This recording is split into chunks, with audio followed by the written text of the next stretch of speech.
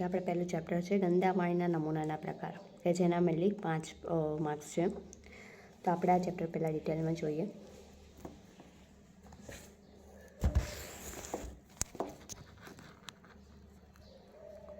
તો કે એનો પરિચય શું છે? તો કે ગંદા પાણીના નમૂનાનું વર્ગીકરણ વિવિધ માપદંડો પર આધારિત રાખે છે, જેમ કે સમયને આધારે ગંદા પાણીના નમૂના લેવાના, પછી સ્થાનને આધારે, પ્રવાહને અનુરૂપ, એમ મુખ્યત્વે 3 પ્રકારના હોય છે. પહેલું છે સમય આધારિત નમૂના. તો કે સમય આધારિત જે નમૂનાના પ્રકાર લેવાના હોય છે એના મુખ્યત્વે 2 પ્રકાર છે. પહેલું છે ગ્રાફ નમૂનો અને બીજું છે કમ્પોઝિટ નમૂનો. ગ્રાફ નમૂનો એટલે શું? તો કે ગ્રાફ સેમ્પલ. એમને શું કીધું કે કોઈ ચોક્કસ સમય ક્ષણે લેવામાં આવતું નમૂનો છે.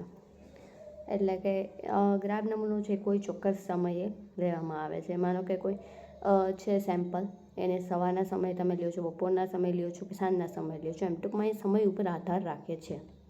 પછી બીજું છે તો કે તરત પરીક્ષણ માટે ઉપયોગી છે. તમારે જો અત્યારે સેમ્પલ લીધું છે અને અત્યારે જો તમે નિરીક્ષણ કરવાનું, તો એ પ્રકારનો નમૂનો છે ગ્રાફ નમૂના તરીકે ઓળખાય છે અને એના માટે ઉપયોગી છે.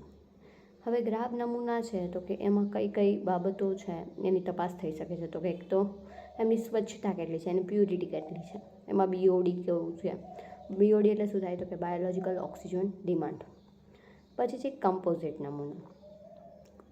કમ્પોઝિટ નમૂનો છે તો કે વિવિધ સમયાવધિએ લેવામાં આવેલા નમૂનાનું મિશ્રણ છે. તે ક્યારે લેવામાં આવે છે એના ઉપર આધારિત રાખતો નથી. કમ્પોઝિટ નમૂનો છે પૂર્ણ દિવસ દરમિયાનના પ્રવાહનું સરેરાશ માપન દર્શાવે છે અને વધુ સચોટ પરિણામ છે. હવે સમય આધારિત જે નમૂનાઓ છે તો કે એમાં કેવા પ્રકારના પ્રશ્નો પૂછાઈ શકે? તો કે તરત પરીક્ષણ માટે ઉપયોગી નમૂનો કયો છે? તો કે ગ્રાફ નમૂનો છે. ચોક્કસ ક્ષણે લેવામાં આવતા નમૂનાને કયા નમૂના તરીકે ઓળખવામાં આવે? તો કે ગ્રાફ નમૂનો. બીઓડી જેવી વસ્તુઓની તપાસ માટે કયા નમૂનો આધારિત છે? તો કે ગ્રાફ નમૂનો. પછી કમ્પોઝિટ નમૂનો છે એ દિવસ દરમિયાન શેનું માપ દર્શાવે? તો કે પ્રવાહનું સરેરાશ માપ દર્શાવે છે.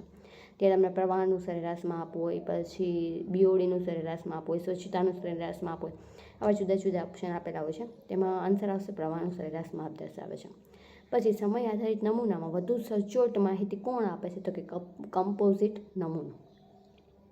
આમ ગ્રાફ નમૂના અને કમ્પોઝિટ નમૂના ઉપરથી ક્વેશ્ચન બની શકે છે, યાદ રાખવા જેવું છે. હવે સમય આધારિત નમૂનાના કેટલા પ્રકાર? તો કે 2 યાદ રાખવાનું, ગ્રાફ નમૂનો, કમ્પોઝિટ નમૂનો.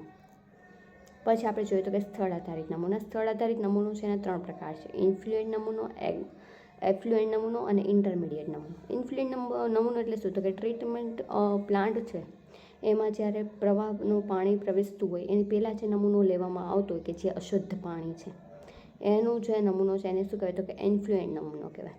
પછી એફ્લુએન્ટ નમૂનો એટલે શું? તો કે ટ્રીટમેન્ટ પ્લાન્ટ છે એની બહાર જે પાણીનો શુદ્ધ નમૂનો જાય છે, પાણી શુદ્ધ થાય છે, એનો નમૂનો લેવામાં આવે તો કે એફ્લુએન્ટ નમૂનો. ઇન્ટરમીડિયેટ નમૂનો એટલે શું? તો કે પ્રોસેસ જ્યારે ચાલતી હોય અને વચ્ચેથી જે આપણે નમૂનો લેવામાં આવે તેને શું કહેવાય? તો કે ઇન્ટરમીડિયેટ નમૂનો. હવે જો કોઈ પ્લાન્ટ છે કે જે કોઈ કેમિકલવાળા પાણી છે એમને સાફ કરે છે, સ્વચ્છ કરે છે. હવે તમને એમાં જોવું હોય કે સ્વચ્છતાનું પ્રમાણ કેટલું છે, તો કે તમે છે ને એ પાણી જે ખરાબ હશે એ જ્યારે પ્લાન્ટમાં પ્રવેશે એ પહેલાં જ તમે એનું સેમ્પલ લઈ લો કે એમાં કેટલું પ્યુરિટી કેટલી છે, એની ઇમ્પ્યુરિટી કેટલી છે, એમાં કયા કયા કેમિકલ રહેલા છે. તો કે એ જે નમૂનો લેવામાં આવેલો તો કે એને શું કહેવાય? તો કે ઇન્ફ્લુએન્ટ નમૂનો. કેમ? તો કે તમે જે પ્લાન્ટમાં જે ચોખ્ખું પાણી નથી થયું એ પહેલાં તમે લીધેલું છે એટલે એને શું કહેવાય? તો કે ઇન્ફ્લુએન્ટ નમૂનો. એ અશુદ્ધ પાણીનો નમૂનો છે. હવે તમે જ્યારે ટ્રીટમેન્ટ ચાલતી હોય અને વચ્ચેથી થોડુંક નમૂનો લઈ લો તો એને શું કહેવાય? તો કે ઇન્ટરમીડિયેટ નમૂનો. કેમ? તો કે જે પ્રક્રિયા ચાલતી હતી એની વચ્ચેથી ઇન્ટરમીડિયેટ એટલે નામ જ બતાવ્યું છે, પ્રોસેસની વચ્ચે મીડિયન જે બને છે તેનામાંથી જે તમે નમૂનો લ્યો છો તે. એફ્લુએન્ટ નમૂનો. એફ્લુએન્ટ નમૂનો એટલે શું? તો કે ટ્રીટમેન્ટ પ્લાન્ટની બહાર જે પાણીનો નમૂનો હોય, પ્રોસેસ પૂરી થઈ જાય પછી જે પાણીનો નમૂનો છે એને શું કહેવાય? તો કે એફ્લુએન્ટ નમૂનો. હવે જે સ્થળ આધારિત નમૂના છે એમના 3 પ્રકાર આપણે ભણી ગયા: ઇન્ફ્લુએન્ટ, એફ્લુએન્ટ અને ઇન્ટરમીડિયેટ. એમાં તમને પ્રશ્ન શું પૂછો? તો કે અશુદ્ધ પાણીનો નમૂનો કયો છે? તો કે ઇન્ફ્લુએન્ટ નમૂનો. શુદ્ધ પાણીનો નમૂનો કયો છે? તો કે એફ્લુએન્ટ નમૂનો. પાણીમાં કારખાનામાં પાણીમાં કેટલી અશુદ્ધતાનું માપ દર્શાવેલું છે એ કયા દ્વારા દર્શાવી શકાય? તો કે ઇન્ફ્લુએન્ટ નમૂનો. કેમ? તો કે જે કારખાનામાંથી પાણી આવે છે ત્યારે તમે એમાં કેટલી ઇમ્પ્યુરિટી છે એ શોધો છો એટલા માટે. પછી મધ્યસ્થી માપ કયું છે તો કે ઇન્ટરમીડિયેટ નમૂનો. આપણને હવે થઈ ગયું હશે. સ્થળ આધારિત નમૂનાના 3 પ્રકાર: ઇન્ફ્લુએન્ટ, એફ્લુએન્ટ અને ઇન્ટરમીડિયેટ. નેક્સ્ટ, પ્રવાહ આધારિત નમૂનો. તો કે પ્રવાહ કઈ ટાઈપનો છે એના આધારે જે નમૂનો લેવામાં આવે તે પ્રવાહ આધારિત નમૂનો. તો કે ફ્લો પ્રોપોર્શનલ નમૂનો. પ્રવાહના વોલ્યુમ અનુસાર નમૂનાઓ લેવામાં આવે છે.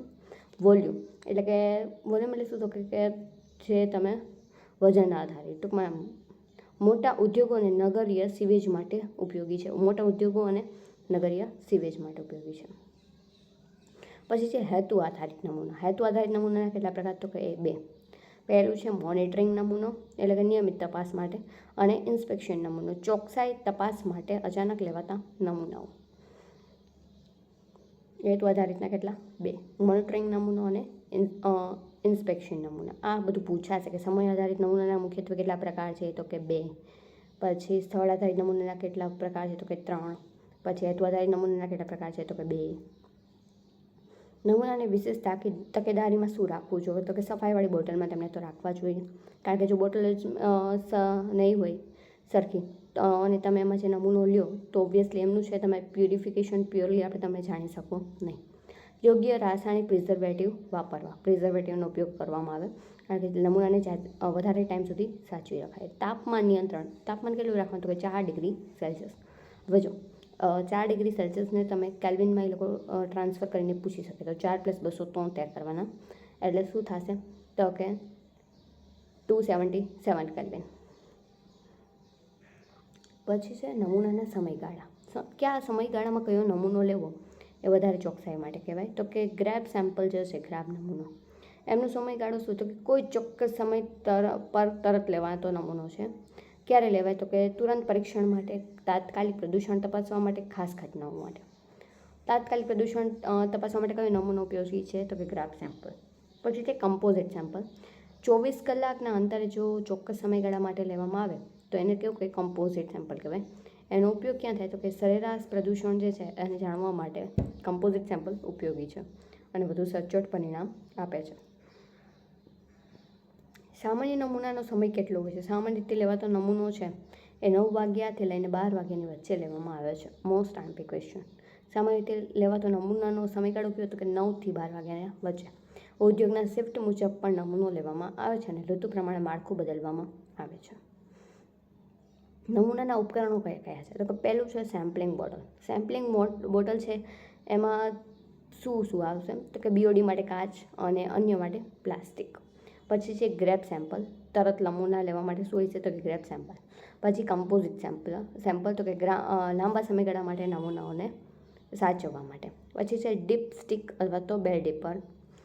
ઊંડાણ પરથી નમૂના લેવા માટે. આપણે જે ડીપર હોય ને કે આપણે ઊંડાણથી નમૂના લઈ શકીએ એટલા. તો કે પહેલું છે સેમ્પલિંગ બોટલ. એમાં છે BOD માટેનો કાચ અને અન્ય માટે પ્લાસ્ટિક. પછી છે ગ્રેપ સેમ્પલર. એમાં છે તરત નમૂના લેવા માટે ઉપયોગી છે કયું તો કે ગ્રેપ સેમ્પલર. પછી કમ્પોઝિટ સેમ્પલર તો કે લાંબા સમયગાળામાં નમૂનાઓ માટે. પછી છે ડીપસ્ટિક અથવા તો બેલ ડીપર. ઊંડાણ પરથી નમૂના લેવા માટે જે ડીપસ્ટિક આવે એ. પછી છે ચિલ્ડ બોક્સ. નમૂનાને ઠંડકમાં લાવવા માટે 4 ડિગ્રી સેલ્સિયસ સુધી. આ પૂછાઈ શકે કે ચિલ્ડ બોક્સને કેટલા તાપમાન સુધી લાવવા માટે એનો ઉપયોગ થાય તો કે 4 ડિગ્રી સેલ્સિયસ પાસે. પછી છે ફિલ્ડ ટેસ્ટ કિટ. એમાં શું આવશે તો કે pH આવશે, DO આવશે, કન્ડક્ટિવિટી માપવા માટે. પછી છે લેબલિંગ સેટ. એમાં શું તો કે બોટલની ઓળખ માટે કે લેબલિંગ તમે લગાડેલું કે અહીંયાનો નમૂનો છે, અહીંયાનો નમૂનો છે. પછી નોટબુક અથવા તો ડેટા લોગર નોંધ માટે. પછી છે નમૂના લેવાની જવાબદારીઓ કઈ કઈ છે તો કે GP, PCB વૈજ્ઞાનિક અથવા તો ટેકનિશિયન છે એ નિયમિત નમૂના લેવા અને એને મોકલવા. પછી છે લેબ ટેકનિશિયન તો કે પરીક્ષણ કરશે. પછી ઉદ્યોગ સંસ્થા અથવા તો ETP સ્ટાફ એ આંતરિક ચકાસણીના નમૂના કરશે. પછી છે તૃતીય પક્ષ એજન્સી એટલે કે બોર્ડ દ્વારા નિયુક્ત નમૂનાકાર. પછી છે ફિલ્ડ ઇન્સ્પેક્ટર તો કે સમય, સ્થાન, પ્રવાહનો દસ્તાવેજ રાખશે. પછી મહત્વપૂર્ણ સૂચનાઓ. નમૂનાઓ સમયસર લેબમાં મોકલવાના અને ચેઇન ઓફ કસ્ટડી ફોર્મમાં ભરીને નમૂનાનું ટ્રેક રાખવું. એક વખત રિવિઝન આપણે કરી લઈએ.